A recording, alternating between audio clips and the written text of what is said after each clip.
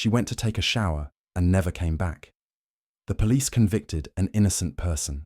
A shocking story from Costa del Sol. On October 9, 1999, 19-year-old Rocio Wanninkhof, from the small town of Mijas, near Malaga, Spain, was spending the evening with her boyfriend Antonio Jose Jurado. The couple planned to attend a local party where their friends were waiting for them. Around 9:30 p.m., Rocio said she was going home to change and take a shower. She never returned. In the morning, her mother, Alicia Hornos, started calling all of Rocio's friends and acquaintances, but no one knew where her daughter had gone. The truth turned out to be horrifying. They were meant to be joined by marriage, but were united by a life sentence. The US police couldn't find the murderers. One innocent conversation helped. To calm herself a bit, Alicia went for a walk. She found Rocio's shoes and a handkerchief and called the police. Officers arrived at the scene, cordoned off the area, and began searching for Rocio. Soon, local residents joined the search. Shortly after, the police found traces of blood that led them to a large pool of it. When forensic experts arrived, they determined that the body had been dragged along the ground and then loaded into an SUV, as indicated by tire tracks. A few days later, a taxi driver who had passed by the crime scene on the day of the teenager's disappearance reported hearing a piercing scream, a promise of revenge, and two mothers. 3 weeks later, on November 2, 1999, the police found Rocio's body about 30 kilometers from where she had disappeared. The news of her death reverberated through the Spanish media. Due to the extreme brutality of the crime, everyone was talking about it. Rocio's body had been disfigured with stab wounds. The Spanish press demanded the swift capture of the perpetrator. In August 2000, the media reported that the police were investigating hotel manager Maria Dolores Vasquez for her potential involvement in the murder. Radio, newspapers, and television claimed that Vasquez allegedly blamed Rocio for her breakup with the girl's mother. The hotel manager was her former partner and was supposedly seeking revenge for the failed romantic relationship. Rocio's mother, Alicia Hornos, met Dolores Vasquez while she was still married. The women formed a romantic relationship, bought a house together, and began raising Alicia's 3 children, Rocio, her sister Rosa, and their brother. The children openly told their peers they had 2 mothers and signed their names with the hyphenated surname Vasquez Hornos. The women separated in 1988 but continued living in the same house until 1994.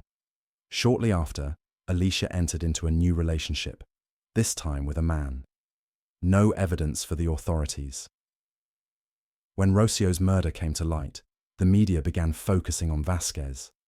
The tabloids particularly emphasized the suspect's sexual orientation, labeling her as a predatory, aggressive, masculine, perverted, lesbian.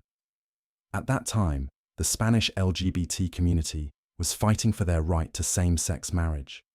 Homophobia was still quite prevalent, and even after the legal recognition of same-sex families in 2005, LGBT individuals frequently reported facing discrimination. In September 2000, the police arrested Vasquez on charges of murder. However, they never presented any evidence of her guilt. The authorities did not find the murder weapon, any traces of blood on her clothing, or fingerprints. The investigators only suggested that the crime was motivated by revenge, hatred, and anger. Dolores drove a red Toyota Celica. According to witnesses, the same car was seen near the crime scene. This fact was enough to prove Vasquez's involvement in the murder. On September 25, 2001, the jury sentenced her to 15 years and 1 day in prison. I thought it was very strange. The public pressure was so intense that Vasquez told her lawyer she began doubting her own innocence. Despite this, Vasquez continued to defend herself and filed an appeal. In February 2002, the Andalusian Supreme Court overturned the verdict and ordered a retrial. While Vasquez was waiting for her retrial, another murder occurred. On August 14, 2003, 17-year-old Sonia Carabantes was murdered in the town of Coin, about 20 kilometers from where Rocio Wanninkhof had disappeared. Carabante's mother found her sandals, purse and phone near their home. Nearby was a large bloodstain. 700 volunteers joined the search for the girl. 5 days after her disappearance, Sonia's naked body was found by a stream near her home. Examinations showed she had been strangled. This time, the police managed to catch the killer. He was a British man named Tony King. Investigators found his DNA at the crime scene, which matched evidence from the murder of Rocio Wanninkhof. King's ex-wife, Cecilia, also contacted the police. On the night Rocio disappeared, Tony took my friend's car. When he returned in the evening, he went straight to the bathroom. He stayed there for ages. Instead of leaving a mess, as he usually did, he left it clean and tidy. I thought that was very strange, the woman recalled. A criminal at large, Tony, was born in 1965 in the Holloway district of London. The Brit had been convicted even before Rocio's murder. At the age of 20, King committed a series of rapes. To prevent his victims from fighting back, he strangled them with an electrical cord until they lost consciousness, and then he raped them. When King was caught, the British media dubbed him the Holloway Strangler. The court sentenced Tony King to 10 years in prison, but the criminal served only half of his sentence and was conditionally released in 1991. A few weeks later, he was back in prison for an assault. After serving another 2 years, King was released again. 3 years later, he attacked a woman once more. To avoid arrest, he moved to Spain with his family, where he killed Rocio Wanninkhof first and then Sonia Carabantes. In 2005, Tony King was found guilty of the murders and sentenced to 55 years in prison.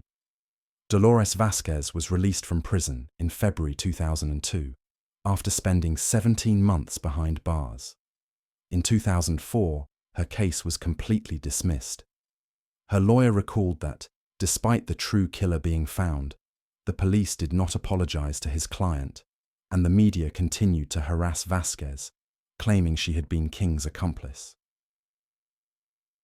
Injustice and error. Unable to withstand the pressure, Vasquez moved to her family in the United Kingdom. She began working for a transport company in London. In January 2006, Dolores Vasquez sued Spain for €4 million, 17 million Zimbabwe, for her wrongful imprisonment.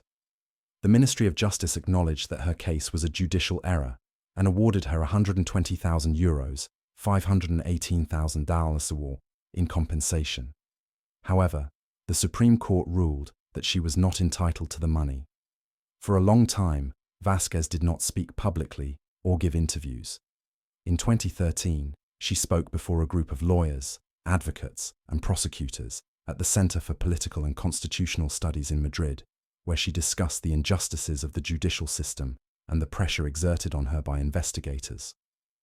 According to media reports, in 2017, she returned to Spain and bought an apartment in the small town of Betanzos.